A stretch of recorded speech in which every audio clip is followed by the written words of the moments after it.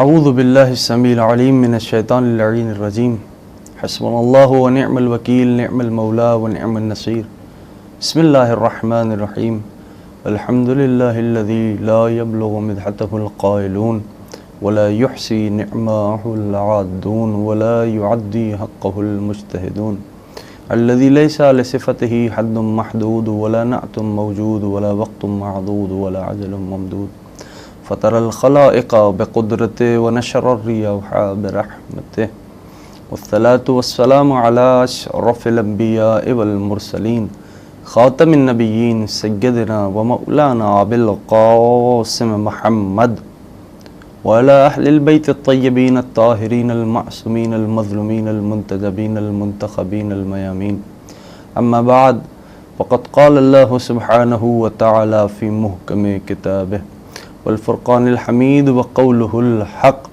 وهو أصدق الصادقين بسم الله الرحمن الرحيم هل أتى على الإنسان حين من الدهر لم يكن شيئا مذكورا إنا خلقنا الإنسان من نطفة أمشاج نبتليه فجعلناه سميعا بصيرا إنا هديناه السبيل إما شاكرا وإما كفورا. اذان محترم، سورہ مبارکہ انسان سے ایک آیت کو سرنامہ سخن قرار دیا گیا. خالق عالم کا پیغام اور انسانوں کو متوجہ کیا. اپنی لاریب کتاب میں ارشاد فرمایا کہ انسانوں، تم پہ ایک ایسا وقت بھی آیا تھا کہ تم قابل ذکر نہ تھے. میں نے تمہارا ذکر کر دیا تو تم قابل ذکر ہو گئے. میں نے تمہیں ملے جنے نجس پانی سے خلق کیا، اور جب ہم نے تمہیں خلق کر دیا تو ہم نے تمہیں سماعت بھی دی، ہم نے تمہیں بصارت بھی دی، اور پھر اس دنیا میں بھیج دیا. اِنَّا هَدَيْنَاهُ السَّبِيلَ إِمَّا شَاكِرًا وَإِمَّا كَفُورًا. اور دنیا میں بھیج دیا، تمہاری ہدایت سبیل کی طرف کر دی. مرضی تمہاری ہے، سبیل پہ آ کے شکر کرنے والے بن جاؤ یا سبیل کا انکار کر کے کافر کہلاؤ. اگر ہم سوچیں، غور کریں تو قرآن کریم میں کہیں پر ہمیں اس بدعت پہ آیت نظر آتی ہے کہ جہاں پروردگار عالم یہ کہتا نظر آتا ہے کہ وما خلقت الجن والانس الا لیعبدون، کہ میں نے جنوں اور انسانوں کو خلق کیا کہ بس و بس میری عبادت کریں. اور کہیں کہتا ہے انا خلقنا الانسان، ہم نے انسانوں کو خلق کیا. تو اگر اس بات کو دیکھیں تو معاملہ کیا ہے کہ کہیں کہتا ہے میں، کہیں کہتا ہے ہم. سبب کیا ہے؟ جیسے ایک مثال اور قرآن کریم ہی سے کہ جیسے پروردگار عالم نے خلقت آدم کے وقت فرمایا نفخت فیہ من روحی، جب میں اس میں اپنی روح پھونک دوں تو تم سب کے سب سجدے میں چلے جانا. تے پیشتو کا مطلب میں، نون الف نا کا مطلب ہم. کہتا ہے نفختو، جب میں اس میں اپنی روح پھونک دوں. اور جب یہ آدم کا مقام، اور جب جناب مریم میں حضرت عیسیٰ کی روح پھونکنے کی بات آئی تو کہتا ہے نفخنا، ہم نے روح پھونکی. تو کہیں کہتا ہے میں، کہیں کہتا ہے ہم. جیسا مثال دیا وہاں کہہ رہا ہے وما خلقت الجن والانس، میں نے جنوں اور انسانوں کو خلق کیا الا لیعبدون. ادھر اگر ہم کہہ دیتا کہ ہم نے خلق کیا تو عبادت میں اور بھی بہت سارے شریک ہو جاتے. اس لیے فرمایا کہ وما خلقت، میں نے خلق کیا. ایک مقام پہ کہہ رہا ہے انا خلقنا الانسان، ہم نے انسانوں کو خلق کیا. کہیں کہتا ہے میں، کہیں کہتا ہے ہم. یہ ماجرا کیا ہے؟ اگر ذرا سی دقت کریں تو بات واضح ہو جائے گی. جناب آدم میں جب روح پھونکی تو کہا نفختو، میں نے روح پھونکی.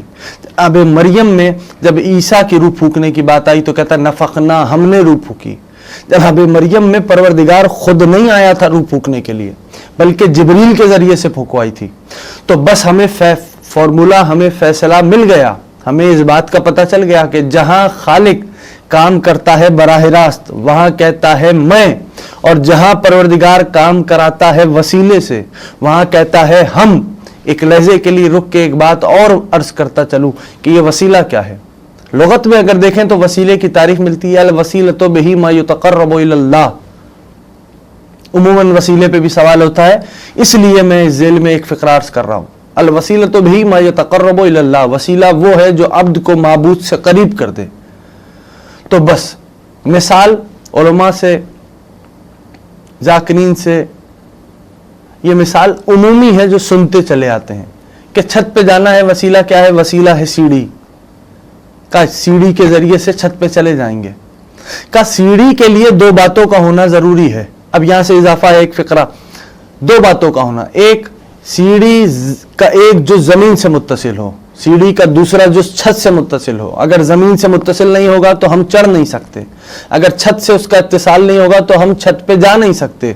तो बस जो भी खुदा और बंदे के दरमियान वसीला होगा उसके लिए दोनों बातों का होना जरूरी है। एक तरफ अब्द से मुत्तसिल हो, दूसरी तरफ उससे मिला हुआ हो। अगर और यही सबब ठहरा दोस्तों कि धोखा दोनों खा गए, किसी ने वहां से देखा खुदा कह दिया, किसी ने यहां से देखा अपने जैसा कहने लगा। तो बस जहां मामला होता है बराह रास्त वहां परवरदिगार कहता है मैं, जहां परवरदिगार काम कराता है वसीले से वहां कहता है हम। जैसा कि जनाब मरियम में जब ईसा की रूह फूकवाई जिब्रील के जरिए तो कहा नफखना, हमने रूह फूकी, परवरदिगार नहीं आया था, जिब्रील के जरिए से ईसा की रूह फूकवाई। तो बस ते पेश तो का मतलब मैं, नून अलिफ ना का मतलब हम। तो हमें यहां से फॉर्मूला मिला, जहां कहता है मैं वहां काम करता है बराह रास्त, जहां कहता है हम वहां काम कराता है वसीले से। अब एक वाक़े की तरफ इशारा करूं कि सरकार खलीलुल्लाह जनाब इब्राहिम बिन जनीह के चक्करों में है और जा रहे हैं आग की तरफ। दरमियान में जिब्रील आया, कहने लगा हल्ला का हाजतुन, ए अल्लाह के नबी कोई हाजत है? जनाब खलील खुदा फरमाते अम्मा इलैक फला, हाँ हाजत तो है मगर तुझसे नहीं है। गए फरिश्ता ऊपर सिदरा पे जाके बैठ गया। खालिक ने पूछा क्या हुआ? पालने वाले ये वो मकाम है जब डूबते को तिनके का सहारा चाहिए होता है, इसने मुझे वापस कर दिया। आवाज आई ये मेरा बंदा है। और अब फरिश्ते भेजे थे, विड्रॉ हो गए, खलील खुदा ने लिए नहीं। फैसला करो, ते पेश तो का मतलब मैं, नून अलिफ ना का मतलब हम। अब इधर परवरदिगार कहता है कुरान में आवाज दी, कुल ना, कुल तो नहीं, कुल ना, हमने कहा या ना रुकूनी बरदन व सलामन अला इब्राहिम, ए आग तू इब्राहिम पे ठंडी हो जाओ। मैंने हाथों को जोड़ा, पालने वाले दरमियान में फरिश्ते भेजे थे, उनको भी विड्रॉ कर लिया, अब वसीला कोई नहीं। फिर फरमा रहा है कुल ना, हमने कहा जरा तारीख देखो। अब जब तारीख के औराक उल्टे तो हमें कूफे के मिंबर पे बैठने वाला दावा सलूनी जो कर चुका ये कहता नजर आता है तुम मुझ अली को कहां पहचानते हो? वो मैं अली था जिसने इब्राहिम पर आंख को गुलजार बना दिया था। तो दोस्तों खालिक कायनात ने इसी सूरा में आगे इस खानदान की फजीलत बयान की। अफमाया यूफून बिन नज़र व यखाफून यौमन काना शर्रुहुम मुस्ततीरा युतिमून अत्ताम अला हुब्बिही मिस्कीनन व यतीमन व असीरा इन्नमा नुतिमुकुम लिवजहिल्लाह। का ये वो लोग हैं जब नजर मानते हैं तो उसे पूरा करते हैं और खाना खिलाते हैं मिस्कीन को, यतीम को, असीर को, अला हुब्बिही, उसकी मोहब्बत में। अगर गौर करें इस आया का शान नजूल के पंजतन ने रोजा रखा मन्नत के सिलसिले का, और हमें और आपको बतलाने के लिए कि जब मुश्किल हो तो मन्नत मानो, नजर मानो, रोजा रखा। और घर में रहने वाली उस बीबी ने भी रोजा रखा जिसका नाम है फिजा। इफ्तार का वक्त करीब आया, दक्कुल बाब हुआ, आवाज आई मैं मिस्कीन आया हूं, भूख लगी है, खाना दे दो। पंजतन ने अपनी रोटियां दे दी। दूसरा दिन इफ्तार का वक्त करीब आया, दक्कुल बाब हुआ, काम मैं असीर आया हूं, भूख लगी है, खाना दे दो। पंजतन ने फिर अपनी रोटियां दे दी। तीसरा दिन इफ्तार का वक्त करीब आया, پھر آواز آئی میں یتیم آیا ہوں بھوک لگی ہے کھانا دے دو. پھر پنجتن نے اپنی روٹیاں دے دیں. جب مسلسل 3 روز تک پنجتن اپنی روٹیاں دیتے رہے رحمت الہی کے سمندر میں طغیانیاں چلنے لگیں. آواز آئی جبریل دسترخوان بھی لے جا آیتیں بھی لے جا. یہ آیتیں آئیں. لیکن اس سلسلے میں لکھنے والوں نے اختلاف کیا. کوئی یہ کہتا نظر آیا کہ یہ مکہ مدینہ کے فقیر ہے اور کسی نے لکھا کہ یہ فقیر نہیں یہ فرشتے تھے. اور بہت اچھی بات لکھی کہ یہ فرشتے تھے. اگر ہم فقیر سے استدلال کرتے تو یہ کہتے نظر آتے کہ فقیر کی عادت ہی مانگنا ہوتی ہے. کبھی اس در سے مانگیں گے کبھی اس در سے مانگیں گے. فقیر کیا جانے طریقت کیا ہے شریعت کیا ہے بدعت کیا ہے سنت کیا ہے. فرشتے تھے. اب اگر یہ فرشتے تھے تو فرشتے ہیں اطاعت جبری میں. انہوں نے فرشتے کیوں لکھے؟ کہتے ہیں کہ اس لیے کہ جس پابندی وقت کے ساتھ جن حسن القاب کے ساتھ ان کا در زہرا پہ نزول ہوا یہ فقیر نہیں فرشتے تھے. اب فرشتے ہیں تو فرشتے ہیں اطاعت جبری میں یعنی جو جہاں ہے وہ وہاں ہے. بغیر اذن پروردگار کے فرشتے اپنی جگہ نہیں چھوڑ سکتے. جب فرشتے اپنی جگہ نہیں چھوڑ سکتے تو اس کا مطلب یہ کہ اذن پروردگار سے فرشتے در زہرا پہ اترے. اب میں نے ہاتھوں کو جوڑا ایک سوال کیا پالنے والے جن کو بھوک نصیب نہیں ان کو تو نے روٹیاں دے دیں. پنجتن کو بھوک نصیب ہے ان سے روٹیاں لینے کا مقصد کیا ہے؟ تو بعید نہیں خالق آواز دے کے حال کے آئینے میں ان کے ان فتووں کو دیکھ لیا تھا جو کل کو یہ کہیں گے کہ آل محمد سے مانگنا حرام آل محمد سے مانگنا بدعت. تو میں نے در زہرا پر فرشتوں کو بھیج کر اس بات کی سنت و حجت قائم کر دی کہ دنیا جان لے رازق حقیقی تو میں ہوں. رزق ملتا آل محمد کے در سے ہے. ہاں دوستوں جنہوں نے بس دنیا کو عطا ہی عطا کیا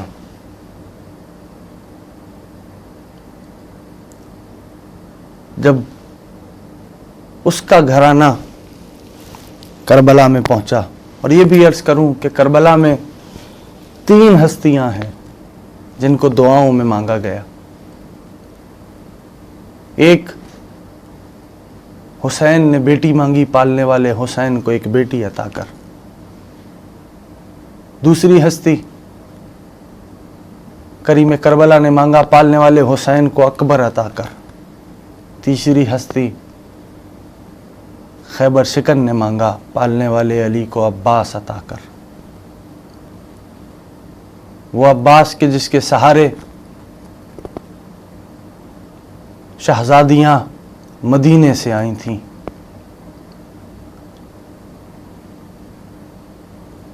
جب بار بار ابوالفضل نے رخصت چاہی اور حسین نے اجازت نہیں دی ہمیشہ یہ فرمایا کرتے تھے عباس تو میرے لشکر کا علمبردار ہے. علی کا شیر مولا ابوالفضل خیمے کے باہر سر جھکائے بیٹھے ہیں. کسی اسنا میں کانوں میں ایک آواز آئی ایک بچی کی پھوپھی اماں اب تو پیاس سے زبان بھی سوکھ چکی ہے. بس باب الحوائج علم والے مولا اندر گئے خیمے میں شہزادی کو آغوش میں لیا. کہا بیٹی پیاسی ہے؟ کہا چچا جان بہت پیاسی ہوں. کہا جا مشکیزہ لے آ. بی بی گئی دوڑتی ہوئی مشکیزے کو لے کے آئی. مولا نے آغوش میں لیا خیمے کا پردہ اٹھایا. حسین نے جب یہ منظر دیکھا بس ایک فقرہ فرمایا عباس سفارش لے آئے اور یہ کہہ کر بیٹی کو اپنی آغوش میں لیا. عباس میں نے اجازت دے دی.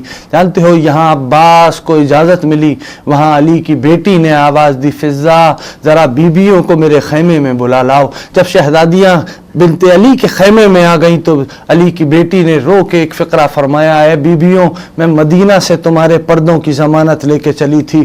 آج میں وہ ضمانت واپس لے رہی ہوں. میرا عباس جا رہا ہے. لیکن عزادارو جو عباس کے ہاتھ میں پرچم تھا نا اس پرچم پہ ایک آیت لکھی تھی نصر من اللہ و فتح قریب. جب حسین نے اجازت دی ابوالفضل کو کہ عباس جاؤ لیکن جنگ کی اجازت نہیں ہے پرچم لیا انگشت سے آیت کو کاٹا اس پرچم پہ اپنی انگشت مطہر سے ایک آیت لکھی انا للہ و انا الیہ راجعون. یہاں ابو الفضل نے چلنا شروع کیا. یہاں حسین اپنی بیٹی کے رخسارے پہ لب رکھے روتے جاتے یہ کہتے جاتے بیٹی آج تو چچا کو اجازت دلوائی ہے, ذرا اس دن کی شام تو ہو لینے دے. ہر تماچے پہ چچا کو یاد کرے گی, ہر تماچے پہ چچا کو آواز دے گی. الا لعنت اللہ علی القوم الظالمین وسيعلم الذین ظلموا ای منقلب ينقلبون. اللهم لنا ولا ظالم ظلم حق محمد وآل محمد وآخر طاب له لذلك.